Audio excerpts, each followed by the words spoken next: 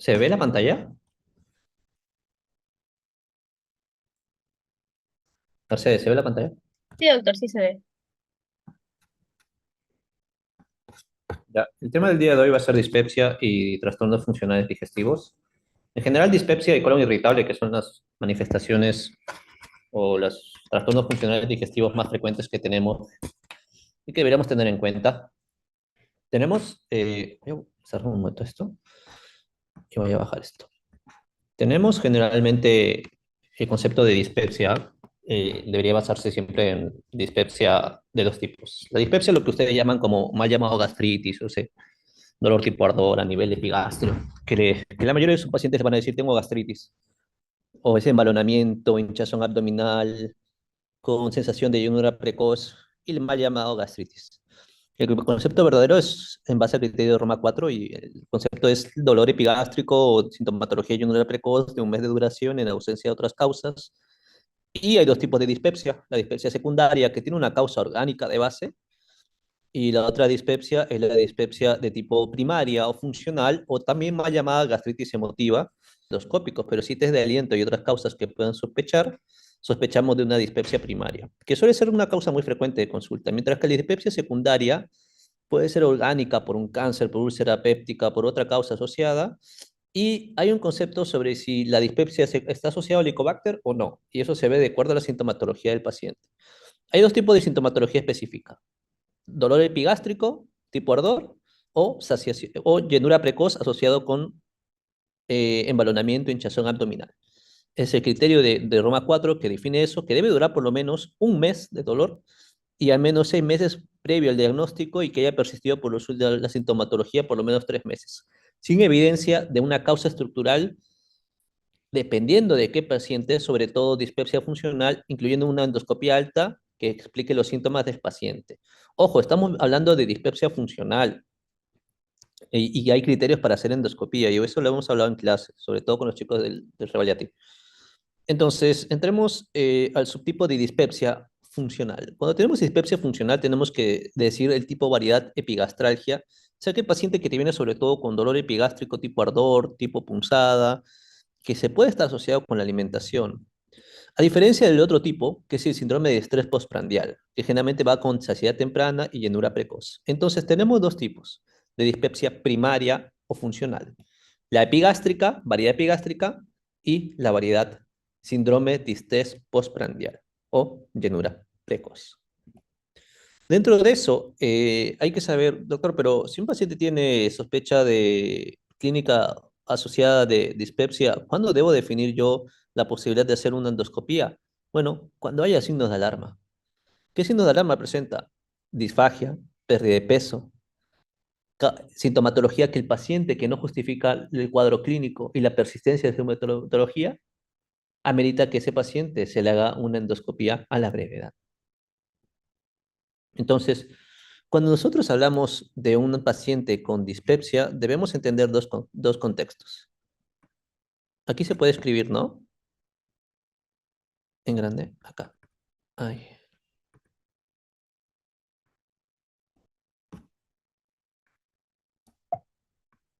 a ver. Aquí quiero que entiendan dos contextos. La dispepsia, mejor de color blanco.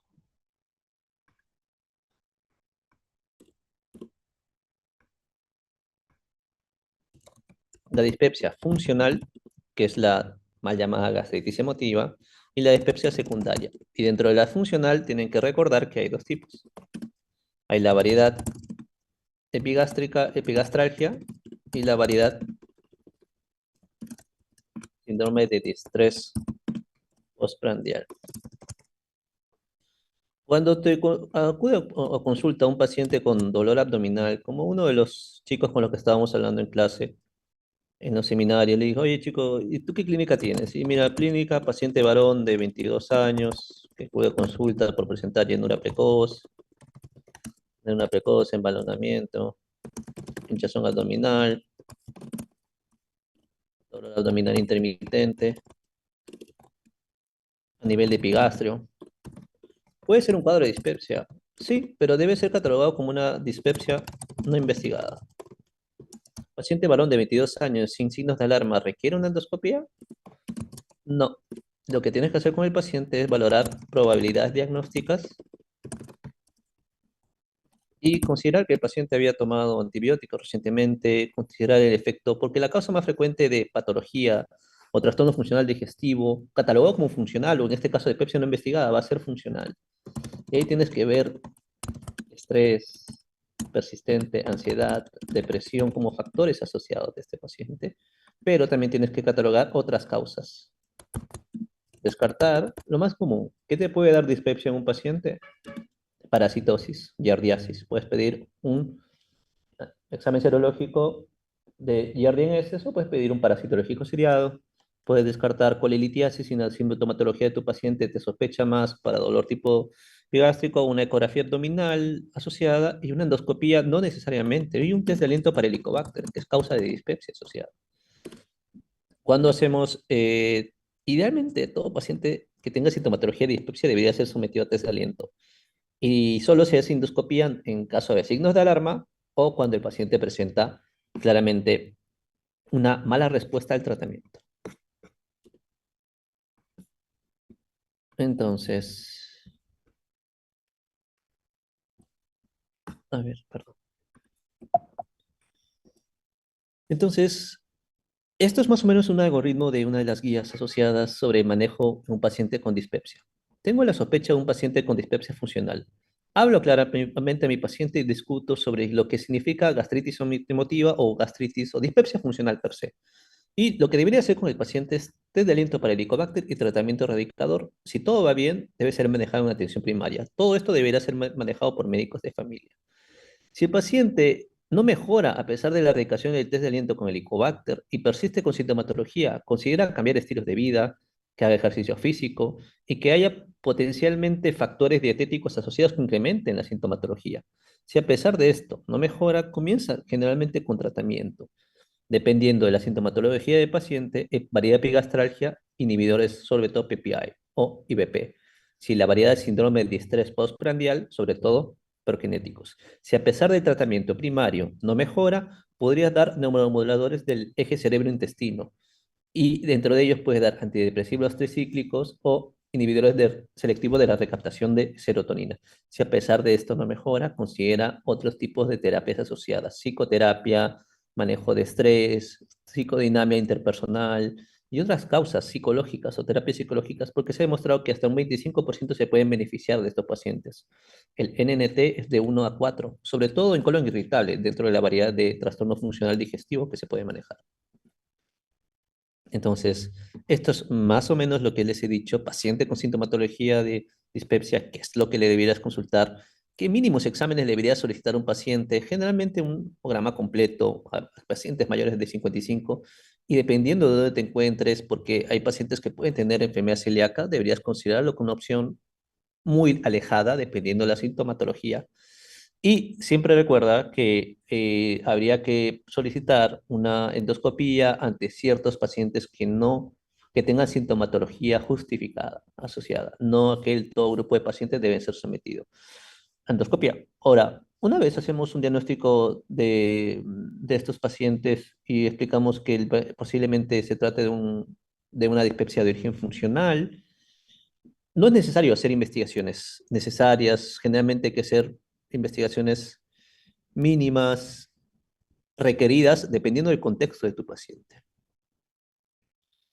Entonces, esto es de la guía CG, es muy bonito. Paciente con adulto con dispepsia, incluso ellos te ponen el tope de 60 años. Mayor de 60 años, idealmente endoscopía para descartar organicidad. Menor de 60 años, test and treat. Testea con test de aliento para Helicobacter y dale tratamiento. Si sale positivo, ok, genial. Si sale negativo o sale positivo y no responde, comienza con línea PPI, primera dosis, TCI, que es antidepresivo tricíclico, prokinéticos asociados, o considerar psicoterapia en caso de que no haya respuesta al tratamiento. Recuerda que si hay una causa orgánica, la dispepsia secundaria, y esto requiere base cáncer gástrico, linfoma, endocarcinoma, úlcera gástrica, darle tratamiento de acuerdo a la patología del paciente. Recuerda que independientemente de eso, la dispepsia funcional tiene un mecanismo fisiopatológico donde hay un paciente que generalmente tiene una alteración del sistema nervioso central con hipersensibilidad visceral, alteración del reflujo gastroesofágico normal, alteración o inflamación gástrica asociada y todo este contexto fisiopatológico que deben tener en cuenta, que son varios, que sobre todo intentan explicar el contexto difícil de manejar a veces en un paciente con dispepsia funcional. Pero la mayoría de pacientes responden bien al tratamiento y en la práctica clínica diaria generalmente está asociado a mucho, cuando ya responde al tratamiento que solo va a ser sintomático, es en verdad cambiar y modular los estilos de vida de los pacientes, porque tienen mucho estrés, trabajan mucho, están sometidos a alta carga laboral y no saben cómo manejarlo, no hacen ejercicio físico, se encuentran en estados de hipercortisolismo y el paciente no mejora. Y aparte come chatarra, come Kentucky, comida basura, no come vegetales, no entrena. Todo eso acaba produciendo que estos pacientes por lo general no mejoran. Cuando ellos generalmente mejoran los estilos de vida y mejoran su alimentación, la sintomatología por lo general suele mejorar en la dispepsia funcional per se. Recuerden que generalmente el tratamiento es sintomático, el tratamiento no va a revertir el cuadro del paciente, va a revertir la sintomatología, pero si el cuadro puede volver a venir, dependiendo de las causas subyacentes. Entonces, lo mismo, si tú tienes un paciente con sospecha de, digamos, dispepsia no investigada, hazle una historia física, hazle una historia y un examen físico a tu paciente. Signo de alarma, no presenta signo de alarma, considerar dispepsia no investigada y podías considerar darle tratamiento sintomático con PPI o con prokinéticos, dependiendo la sintomatología predominante. Si el paciente responde, ok, déjalo en observación. Si el paciente si es una especie no investigada, puedes también considerar como un estudio de test and treat como parte del estudio, darle tratamiento erradicador y a partir de ello ver. Si después del tratamiento erradicador los síntomas se han resuelto, es que fue una dispepsia secundaria Helicobacter pylori. Ojo, si yo tengo signos de alarma, debería ir a endoscopía, idealmente. Consideramos únicamente a aquel paciente que a pesar de darle test and treat, a pesar de que la sintomatología le he tratado el Helicobacter y no se resolvió el Helicobacter, o sea, se resolvió el Helicobacter, pero los síntomas no mejoraron, ok, va a ser un funcional dispepsia. ¿Y cuánto tiempo tengo que esperar para que el paciente con dispepsia que se está investigando, que le haga un test de aliento, le sale positivo para el Helicobacter, le doy tratamiento y paciente persiste con sintomatología de dispepsia? ¿Qué le debería decir? Generalmente que de 6 a 12 meses la sintomatología debería remitir. Si a partir de los 6 a 12 meses el paciente persiste con síntomas dispépticos, es que la dispepsia probablemente no sea secundaria al Helicobacter, sino tenga un enfoque de tipo funcional. Y esto es más de lo mismo, dependiendo del tipo de dispepsia funcional, hay que elegir qué tipo de tratamiento o droga le podríamos dar al paciente. Y bueno, esto es más de lo que ya les había comentado anteriormente. Una pequeña nota sobre la gastritis asociada al Helicobacter, porque creo que lo deberían tener en cuenta a tener. Miren, esto ya lo hemos hablado. La gastritis, o mal llamada, o la gastritis emotiva o dispepsia funcional, es un cuadro clínico sindrómico que hemos hablado anteriormente. La gastritis asociada al Helicobacter pylori es un cuadro que se asocia con el fenómeno de Correa a la evolución de lo que es el cáncer de estómago. Y usted me pregunta, doctor, pero ¿es importante tratar el Helicobacter? Y es lo que hablábamos con los chicos del hospital. Generalmente el Helicobacter es una causa y un factor A para la evolución de cáncer gástrico y de otras enfermedades asociadas. Que la incidencia de Helicobacter pylori está asociado sobre todo en unos serotipos al desarrollo de cáncer, a la evolución del fenómeno de Correa a través de gastritis superficial, crónica, atrófica, metaplásica, displasia. Y a veces me preguntan, doctor, ¿pero cuánto tiempo demora en llegar hasta cáncer? Eso está estudiado en un estudio de Bryce que te decía que el riesgo asociado de que una gastritis atrófica y una gastritis metaplásica desarrolla cáncer en 10 años, entre 1% en atrofia extensa y metaplasia intestinal incompleta hasta 2% en 10 años. Ese es tu riesgo asociado. Recuerden bien que no sabemos hasta cuánto es la población a nivel de Perú, pero se dice que puede ser más de 50%, ya que no tenemos estudios poblacionales infectados por Helicobacter. La presencia de Helicobacter no quiere decir de todas maneras que no debe de ser tratado. La transmisión es orofecal sobre todo. Comiendo, digamos, las personas hacen sus necesidades, no se limpian bien y te dan de comer, comiendo en la calle, sobre todo. Y tiene un grupo de enfermedades que puede producir, como ustedes pueden ver a continuación, y que el serotipo, la variabilidad de la patogenicidad está asociado con el tipo CAC y BAC asociado, que generalmente estos factores virulentos tienen mayor riesgo de estar asociados a cáncer gástrico. Pero mira aquí, o sea, el Helicobacter pylori no solo produce gastritis, atrofia, metaplasia, displasia, cáncer, sino linfoma MALT. El 90% de las infecciones por Helicobacter son asintomáticas y otras complicaciones como úlcera gástrica asociadas. Entonces, ¿por qué es importante entender esto? Porque la gastritis por Helicobacter produce cáncer, quieras o no, sobre todo algunos tipos asociados, y que la incidencia de cáncer, o sea, tu riesgo de cáncer no la puedes saber si no tienes, si no sabes si tienes Helicobacter o no tienes Helicobacter. Y para eso lo que tú deberías hacer es idealmente apuntar a tener políticas públicas a futuro donde erradiques el Helicobacter para disminuir la incidencia de cáncer. No lo tengo acá, pero es una charla de otra clase donde la incidencia de eliminar el Helicobacter y la asociación de cáncer se vio en un estudio de un random clinical trial de China. Hicieron seguimiento a un grupo placebo versus un grupo infectado por Helicobacter, aquel grupo placebo, o un grupo que no estaba infectado y otro grupo que estaba infectado por Helicobacter, le hicieron seguimiento a 27 años. A los 13 años en el punto de corte no vieron incidencias significativas, pero a los 27 años vieron que el riesgo de cáncer disminuía hasta en la mitad en la población que había sido tratado por Helicobacter, mientras que el otro se había incrementado prácticamente a casi el doble. Es un estudio que tiene validez científica y cuando tú hablas de prevención primaria en el Helicobacter, es uno de los estudios que más se habla de ello porque justifica el tratamiento. En Japón y en Corea iniciaron a partir de los 80 y 90 respectivamente tamizajes de salud pública para test de aliento o sobre todo endoscopía cada 2 años. Y lo que ellos han encontrado es incrementar la detección de cáncer gástrico en etapas tempranas y disminuir la incidencia de cáncer gástrico avanzado, pero tanto es así que prácticamente ellos tienen un 70% de cáncer gástrico temprano y un 20% de cáncer gástrico avanzado, pero su mortalidad, conforme van pasando los años, ha ido disminuyendo, porque ha diagnosticado en etapas tempranas.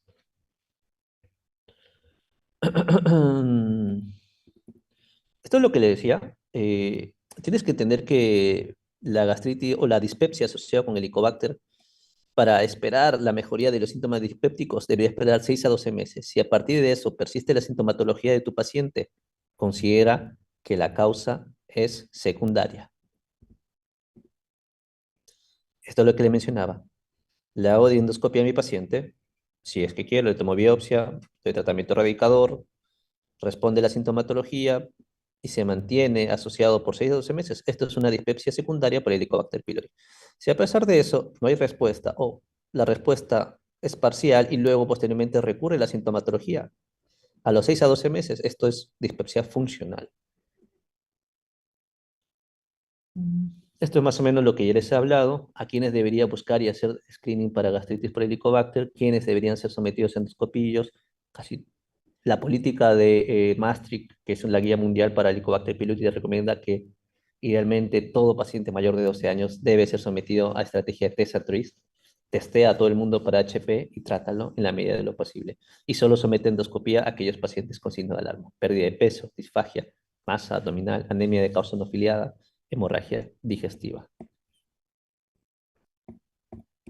Estas dos patologías es únicamente lo que quiero que sepan es, algunas veces el hematólogo nos manda interconsulta por a nosotros en el REVA porque digan, el paciente tiene sospecha de gastritis helicobacter pylori negativo y tiene anemia de causa no filiada, se solicita evaluación. Y ok, le damos tratamiento. Y lo que se ha visto generalmente es que el Helicobacter pylori está asociado, aparte de las patologías que ya les he mencionado, de la evolución del fenómeno de Correa, linfoma MALT, cáncer gástrico, etcétera, a tres patologías per se: anemia ferropénica, PTI y deficiencia en vitamina B12. De tal manera que se ha visto que o se puede sugerir que un paciente con PTI pueda mejorar el cuadro clínico si es que tratas con el Helicobacter. igual en pacientes con anemia ferropénica que no encuentras otra causa y aquellos que tienen anemia megaloblástico asociado por déficit de vitamina B12. Una vez terminamos dispepsia, seguimos con colon irritable. Colon irritable es un tema complejo, bonito y necesario entenderlo. Hay que entender algo muy importante. El IBS, como le voy a llamar a partir de ahora, el colon irritable, se caracteriza por aquel paciente que presente dolor abdominal y alteración de ritmo evacuatorio asociado con embalonamiento, hinchazón abdominal, flatulencias, que se presenta en los últimos 6 meses y que ha presentado últimos actividad reciente en los últimos 3 meses, y que generalmente hay una ausencia de una carga orgánica o anormalidad fisiológica que lo justifique. Pero independientemente de eso, no es que todos los pacientes tengan que ser sometidos a colonoscopía, para nada. Generalmente, pacientes sin signos de alarma o menores de 45 años y tienen clínica clara, le das tratamiento, mejoran con el tratamiento, pero ves el enfoque biopsicosocial de tu paciente es claramente probable colon irritable. Y le das tratamiento y de acuerdo a ello lo vas observando. Recuerda que es una causa multifactorial y entra dentro del enfoque de lo que son los functional disorders, que son IBS en sus tres variedades: variedad constipación, variedad mixta, variedad diarrea, y otros tipos de patologías que están asociadas a functional disorders, como constipación crónica funcional, GER funcional, diarrea funcional. Tenemos funcional dispepsia, disinergia de piso pélvico asociado, incontinencia fecal de coso asociado, síndrome de fatiga crónica, prostatodinia, y muchas más, en verdad, que entran dentro de todo este complejo que generalmente se asocian, ¿no? Generalmente solemos ver a pacientes que tengan vejiga hiperactiva asociada en varones y que tengan dispepsia y colon irritable, y hay otros pacientes que vienen con fibromialgia, típico mujer de 50 años con fibromialgia, y que presenta actualmente alteración de ritmo evacuatorio, dolor abdominal intermitente de más o menos 3 a 6 meses de duración, predomina estreñimiento. Claramente puede ser un colon irritable y claramente estos pacientes tienen ansiedad, depresión o somatización como un trastorno psicológico psiquiátrico asociado. La prevalencia es más o menos global del 11%. Sin embargo, es la causa más frecuente de consulta. Prácticamente diríamos que los trastornos funcionales digestivos es el 80% de la consulta en gastroenterología. Y está relacionado con tipo de alimentación y estilos de vida, como estamos llevando actualmente. Dentro de eso, es muy importante que entiendas que se sobreponen hasta más de un 20 a 30%. Generalmente, el paciente que tiene colon irritable a veces puede presentar hasta un 30% de dispepsia funcional y está asociado con trastornos psiquiátricos asociados con depresión, ansiedad, y también hay una prevalencia de hasta un 10% de que hay colon irritable postinfeccioso, que eso lo vamos a ver más adelante. Anteriormente se decía el eje cerebro-intestino, la alteración de la motilidad y la hipersensibilidad visceral como ejes principales de las bases fisiopatológicas de IBS. Sin embargo, actualmente no solo son estos tres ejes, sino es entender el cerebro y el comportamiento de las personas, los hábitos que han sufrido en la infancia, los abusos, la forma en cómo tratas a un paciente, cómo le afecta los episodios de ansiedad, cómo afronta los problemas, la genética y la epigenética. Generalmente el tener un antecedente de un padre o una madre con trastorno de ansiedad genera que la persona tenga predisposición a ser más ansiosa, el sistema inmune del individuo, infecciones recientes que hayan alterado el sistema inmune, estados inmunosupresivos asociados por depresión, otros factores, la inflamación persistente de bajo grado que se produce por otras causas, pero también por infecciones recientes, consumo de antibióticos, alteración en la barrera epitelial, también está demostrado, y alteraciones del sistema neuroendocrino. Entonces, no se sabe muy bien, pero dentro de la patogenia de la alteración de la barrera intestinal o barrera epitelial que acaba produciendo una inflamación de bajo grado, se cree que lo que se produce es los alimentos o componente antigénico y otros factores asociados acaban alterando la barrera intestinal a nivel de intestino delgado y colon y acaba produciendo que las bandas estrechas o los tight junctions se alteren. Al alterar esas bandas estrechas, que digamos unen una célula con otra célula, se incrementa la permeabilidad intestinal y esto acaba produciendo que se produzca una activación de la tasa de los mastocitos y se produzca una inflamación persistente de bajo grado.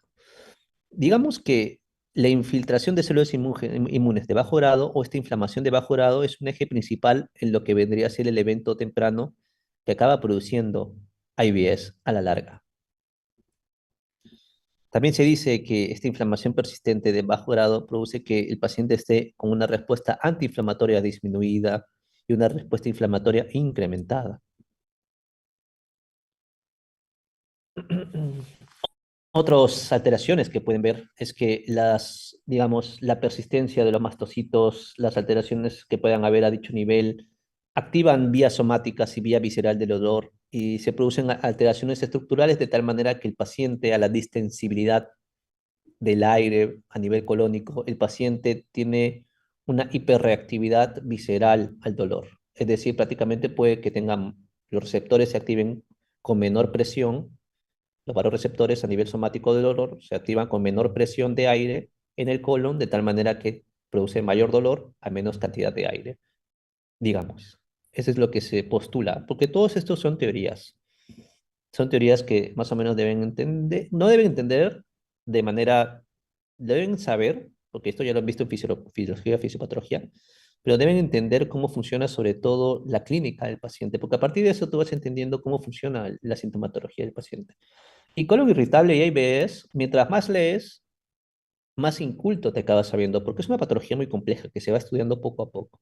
Yo mientras más leo colon irritable y IBS, voy entendiendo cómo manejarlos, pero su mecanismo fisiopatológico, porque es múltiple, es muy variado y te puede a veces perder, pero en mi experiencia, yo considero que el colon irritable, sobre todo el postinfeccioso, es aquel que ha tenido infección reciente y ha desarrollado IBS, sobre todo cuando estaba ante un evento estresor muy importante de su vida y comienza a tener lamentablemente esta infección bacteriana produce una inflamación de bajo grado por alteración de la permeabilidad intestinal y el paciente acaba teniendo predisposición a tener IBS en los próximos meses, sobre todo si ha estado también con una alteración emocional en dicho nivel. Y perdón, el diagnóstico es clínico, pero el manejo es estilos de vida. O sea, tú puedes intentar darle manejo sintomático, pero el paciente tiene que saber que tiene un síndrome asociado, que tiene que cambiar estilos de vida, tanto a nivel nutricional como a nivel de hacer ejercicio, manejar psicoterapia y, obviamente, manejando qué factor le está descompensando. Ansiedad, estrés, depresión, generalmente tiene un componente psicológico bien marcado, que en la consulta se ve. Por eso la venta de gastro es desgastante en cierta medida, porque muchas personas vienen sobre todo con muchos problemas emocionales y hacer 15 consultas a la larga te cansa en una mañana, en una tarde, porque te transmite las emociones de los individuos y tienes que escucharlos y tienes que intentar ayudarlos. A veces tienes que preguntarle, oye, ¿cómo ha pasado? Mire, generalmente la mayoría de pacientes con functional disorders vienen a la consulta, a veces se ponen a llorar o a veces me cuentan cosas como, mira, y yo lo apunto, ¿ah? Paciente viene porque acude a fallecimiento reciente de esposo y hace 3 meses comenzó con sintomatología y la otra persona convive con una pareja que le produce mayor daño que bien y comienza con sintomatología persistente y otra persona que se separaron sus padres y comienza con sintomatología. O sea, todos generalmente tienen una causa subyacente siempre y cuando tú les preguntas de manera detallada cómo se sienten ellos, de verdad. Pero eso es mucho comunicación médico-paciente y lo vamos a ver más adelante. Se cree que unos pacientes con IBS puedan tener también SIBO. El concepto de SIBO, disbiosis, es el concepto de alteración de la microbiota intestinal. Prácticamente los pacientes con IBS acaban teniendo predominio de, eh, digamos, gram negativos en el intestino delgado, donde debería haber gram positivos idealmente. Entonces, es como que se cambia la microbiota intestinal. El concepto de SIBO es translocación bacteriana de las bacterias del colon a las bacterias del intestino delgado. Y parte de esto, de los que se comenta en eso, es lo que está asociado en colon irritable y SIBO, sobre todo en el IBS postinfeccioso.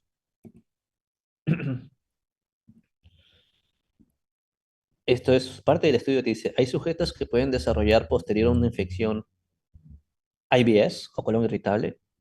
Sí, y esta es una teoría que se está estudiando que a mí me parece súper interesante.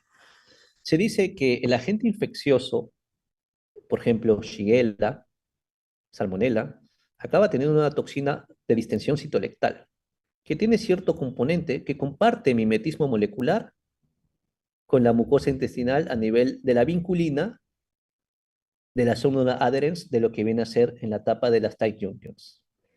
Entonces, el concepto es lo siguiente, que la toxina citoletal, al compartir mimetismo molecular, el organismo acaba desarrollando anticuerpos contra la toxina citoletal de distensión, pero al mismo tiempo que tú compartes anticuerpos contra estos, te estás desarrollando autoanticuerpos contra la vinculina humana a este nivel. Si alteras la vinculina humana a este nivel, ¿qué es lo que te va a producir? Pues te va a producir todo el mecanismo de incremento de la permeabilidad intestinal, sistema de inflamación de bajo grado y por ende colon irritable. Entonces, se está teniendo en cuenta para explicar cómo funciona el tema de colon irritable, sobrecrecimiento bacteriano, sobre todo IBS postinfeccioso, en el cual el paciente tiene una infección reciente, 3 a 6 meses, sobre todo bacteriano, intenso, y que al tener este mimetismo molecular de esta toxina citoletal, acaba teniendo, digamos, un mimetismo molecular con la vinculina de la parte de las tight junctions asociadas y se forman anticuerpos antivinculina. Y estos anticuerpos antivinculina acaban alterando toda esta zona. Y al alterar toda esta parte de la mucosa intestinal, acaba produciéndose inflamación de bajo grado, incremento de la permeabilidad intestinal y sintomatología adicional.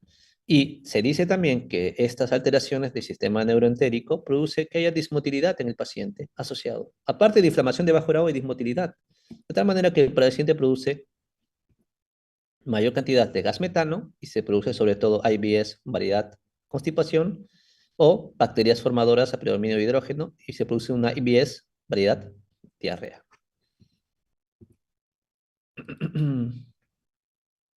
Entonces, parte de lo que es la alteración de la microbiota que está asociada con la inflamación de bajo grado, que es parte de la fisiopatología que no lo vamos a tocar ahora. Y bueno, esto es lo que les he comentado de cómo el eje cerebro-intestino, cómo las alteraciones, la carga genética, epigenética, familiar, cómo hay una bidireccionalidad entre la alteración del sistema nervioso central y esto cómo se influye a nivel del sistema nervioso entérico del aparato digestivo. El comportamiento, el catastrofizar, todo acaba teniendo vías nociceptivas para la sensibilidad visceral.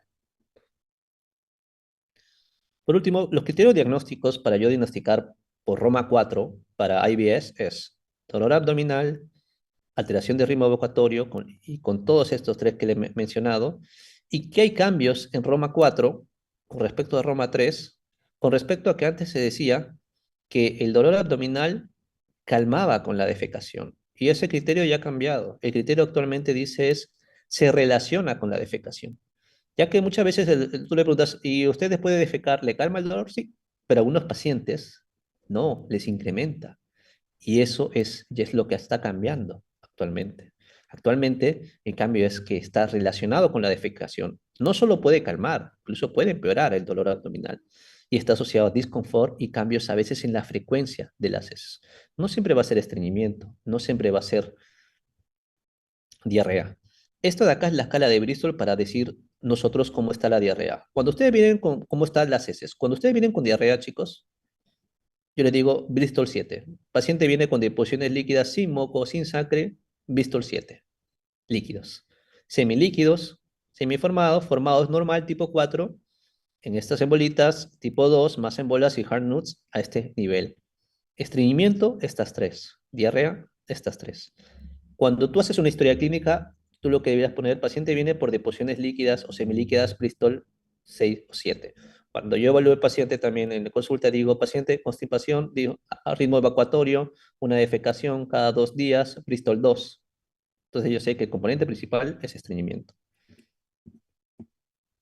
Y generalmente pueden haber tres tipos, como les he dicho, IBS variedad diarrea, IBS variedad mixta y IBS variedad constipación. Y hay una que no creo que necesitan aprender, que es inclasificable. Pero dependiendo del tipo, de la defecación, del volumen de movimientos intestinales, tú clasificas si predomina la diarrea o el estreñimiento de tu paciente o suele ser mixto. Ahora, ¿cómo evaluamos un paciente con IBS? Bueno, pilares básicos, historia clínica, test diagnósticos limitados. Algunos te dicen hemograma y PCR y valorando en base a la organicidad y un examen físico para valorar otras, un dato rectal mandatorio. Ahora, digamos, ¿qué enfermedades deberíamos excluir por frecuencia? Y esos son las grandes imitadoras del IBS, así como hay otras enfermedades que hacen mimicking con GERD, con ERG. Para IBS son enfermedad inflamatoria intestinal, enfermedad celíaca, síndrome de mala absorción y colitis microscópica. Siempre cuando tú tienes enfermedad inflamatoria y enfermedad celíaca, y esto ya lo he hablado, colitis microscópica es diarrea crónica en adultos mayores, colon normal, pero a la biopsia va a salir colitis tipo linfocítica o colitis tipo colagenosa. Entidad benigna que suele evolucionar favorablemente con manejo sintomático. Entonces, cuando tenemos un paciente con, digamos, cuadro clínico de este tipo de sospecha de dolor abdominal, alteración de ritmo evacuatorio, examina bien al paciente. Fíjate si tiene causas orgánicas. Si no tiene causas orgánicas, sospecha de colon irritable hasta demostrar lo contrario. Entonces, no es necesario ni se descarta otras patologías, pero sí das un diagnóstico positivo hacia IBS. Ok, IBS, probable IBS, es lo que yo suelo colocar a mis pacientes. Pero si un paciente ya tiene sintomatología de dolor abdominal por los últimos 3 a 6 meses con alteración de ritmo evacuatoria, predominio, diarrea o estreñimiento, y que el dolor calma o se empeora con la defecación, que tiene distensión abdominal, bloating, flatulencias, y tiene sobre todo sintomatología no gastrointestinal como letargo, migraña, o paciente con otro componente psicosomático, probable IBS hasta demostrar lo contrario. ¿Qué exámenes debería solicitar? Solicitamos generalmente exámenes mínimos, hemograma completo y PCR. Calproteína fecal cuando hay sospecha de enfermedad inflamatoria intestinal en ciertas partes del mundo. Pero hemograma y PCR. Todo sale muy bien, ok. Dependiendo de lo que presente el paciente, tú vas haciendo diagnósticos diferenciales, pero no necesitas hacer colonoscopia a todos los pacientes. Este de acá, creo que explicarles mejor acá. Entonces, una vez identificamos al paciente, tenemos que decir qué síntoma predomina en el paciente, darle una educación adecuada a tu paciente, crear un vínculo, nexo entre relación médico-paciente para que él confíe en ti y que entienda lo que le estás explicando. Porque muchas veces es muy fácil como gastroenterólogo decir, yo le vuelvo al paciente y le digo, usted tiene colon irritable. Vaya, tome este tratamiento y siga, ya lo vemos en un mes. No, lo ideal es decir, mire, usted tiene sintomatología que está asociada probablemente a su trastorno de ansiedad, a sus otros factores y probablemente usted tenga un IBS, un probable IBS, pero también hay probabilidad de otras formas de ver. Probablemente lo tenga que evaluar en 2 a 4 semanas para ver la evolución clínica y saber que solo sea eso. Si a pesar de ello no mejoró usted con el tratamiento, persiste la sintomatología, hay validación de otros estudios asociados. ¿Me entiendes? Pero una vez que tengas eso, educa a tu paciente, identifica qué tipo de paciente es, qué tipo de IBS, las características, las perspectivas del paciente, edúcalo, comparte con él, explícale lo que tiene y optimiza el tratamiento en base a la sintomatología predominante. Primera aproximación siempre estilos de vida y generalmente cambios en los estilos de vida y en la dieta. Segunda aproximación o segundo debe ser el tratamiento farmacológico. En el tratamiento farmacológico va a depender de la sintomatología predominante. Hay vías para la diarrea, loperamida para la diarrea y otros fármacos que generalmente no tenemos aquí, pero el Luxodide se puede usar. Como PEN, para dolor abdominal, antiespasmódicos puedes usar. Iosina, bromuro de pinabero, bromuro de tilonio y citrato de albirina son los que tienen mejor evidencia científica, pero eso va a depender también del paciente, ¿no? Generalmente lo conversamos. Para manejo de IBS, variedad de estreñimiento, manejamos el estreñimiento con fibra, generalmente con psyllium. Si no mejora con psyllium, podemos usar linaclotide, lubiprostone o laxantes, como polietilenglicol en sobres pequeños. De esto, lo que sí sepan es que el dolor abdominal en los pacientes con IBD generalmente mejoran con antidepresivos tricíclicos cuando no mejoran con antipamódicos, mientras que el paciente con dolor abdominal de tipo variedad de estreñimiento mejora sobre todo con los inhibidores selectivos de la recaptación de serotonina. Ahora, ¿se ha demostrado que el ejercicio físico mejora la sintomatología en IBS? Sí. hasta caminata 20 minutos al día tiene una evidencia de que mejora la sintomatología de los pacientes. Ahora, la dieta baja en FODMAPs ha mejorado sintomatología también, y eso lo vamos a hablar más adelante. La dieta baja en FODMAPs o digamos low fermentable oligomonosacáridos y dieta en polioles, que deberías disminuir tu dieta en esto, se ha demostrado en base a evidencia científica que mejora la sintomatología de los pacientes con IBS. Prácticamente lo que se ha visto es que hay diferencia significativa tanto en el dolor abdominal cuando tratas con una dieta baja en FODMAPs a tu paciente como síntomas gastrointestinales como respecto a la calidad de vida del paciente.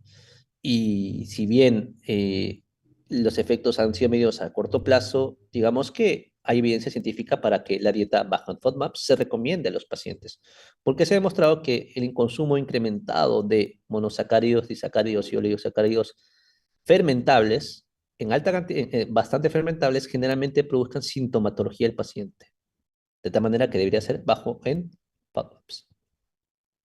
Es parte de esta dieta. El problema de esta dieta, chicos, es que es muy complejo, es limitarte en mucha sintomatología y comer muy pocas cosas. Y lo que se plantea ahora incluso es una dieta challenge en la cual tú disminuyes algunos alimentos al paciente y le vas incrementando la dosis. Lo mejor es manejarlo con nutrición. Yo la verdad es que yo no, ya no doy charlas de FODMAPs a mis pacientes, lo mando con nutrición para que les haga una adecuada valoración. Con respecto a prebióticos, simbióticos y probióticos, tiene evidencia científica. Relativamente efectos a nivel del sistema nervioso, podría mejorar la sintomatología, pero la evidencia de probióticos no dicen que sea necesario usarla. Si ustedes le dan probióticos por IBS, pueden usarlo, pero riesgo-beneficio probablemente tenga un efecto placebo asociado.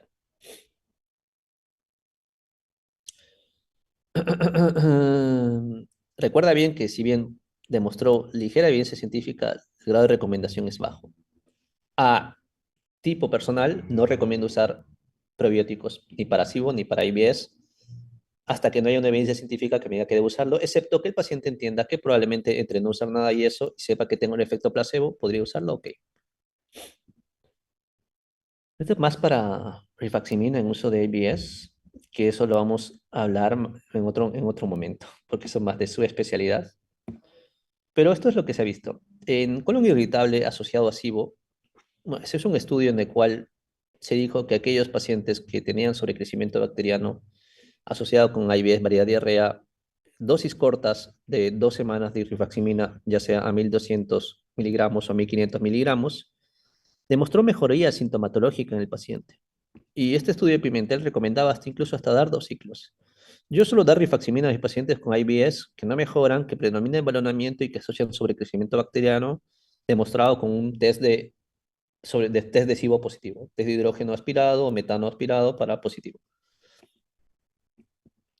Entonces, más del tratamiento, el efecto de fibras asociadas y bueno, esto es los metaanálisis de los medicamentos que tienen mejor evidencia científica, bromuro de primaverio, iosina o bromuro de escopolamina, bromuro de otilonio y simetropro. Esos son los que tienen mayor evidencia para uso, pero en verdad va a depender mucho del paciente. Yo voy viendo el fármaco que le va mejorando el tema del dolor abdominal al paciente como antiespasmódico asociado. Y esto es más de fibra, esto es más de especialidad, que no lo vamos a tocar en este momento. Y me gustaría mostrarle una última gráfica, porque esto no lo vamos a preguntar. Esto es un punto importante. Chicos, ¿la psicoterapia funciona en IBS? Sí. La psicoterapia en global tiene un número necesario de tratar de 4. Quiere decir, la terapia cognitiva ocular, es decir, 1 de cada 4 o 1 de cada 3 pacientes que le han dado tratamiento se beneficia claramente de psicoterapia en IBS, por lo cual deberías recomendarlos a tus pacientes. Y este algoritmo es lo que más me gustaría saber. Todo paciente con sospecha de IBS, examínalo, pide hemograma PCR. Si tiene signo de alarma, ok, haz estudios. Colonoscopy, ¿qué estudios de alarma? Pérdida de peso, causa anemia no afiliada, más de 50 años, 55, 50 años, historia familiar de cáncer. Si no tiene signos de alarma, es una dispepsia, perdón, es un IBS no investigado. Cambios en los estilos de vida, mándalo a nutrición para que haga FODMAPs, una dieta baja en FODMAPs, y que entrene, haga actividad física y considera psicoterapia. Y darle tratamiento sintomático en base a la sintomatología de tu paciente. Si la sintomatología persiste, hazle colonoscopia. Si hay una causa patológica, una enfermedad celíaca, colitis microscópica, ok, considera que no ha sido IBS, sino ha sido una enfermedad que parecía IBS y mándalo a manejo específico. Si la colonoscopia es normal, es IBS probablemente, y hay que seguir el tratamiento y ver cómo va el paciente. Si persiste la sintomatología, pues puede ser un IBS refractario al tratamiento y considera dar antidepresivos o ansiolíticos para tu paciente. Si esto no mejora, refiere al especialista, sobre todo de fisiología digestiva, para considerar otros factores asociados. Gracias, chicos. ¿Tienen dudas?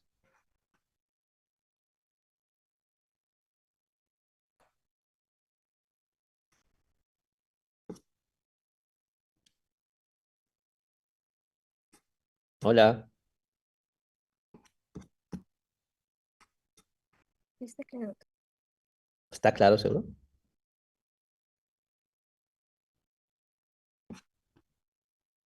Mercedes, cualquier cosa, si tienen dudas, me escribes, que te escriban a ti y tú me escribes y yo te mando un audio para explicarte lo que es la duda que tengas. Ya, doctor, está bien.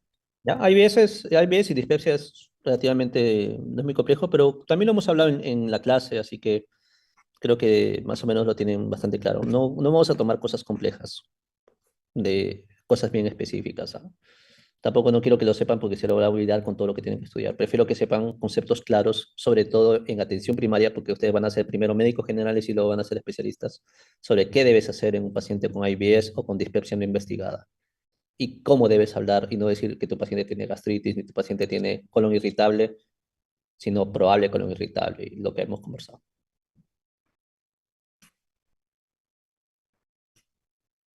Gracias, Mercedes.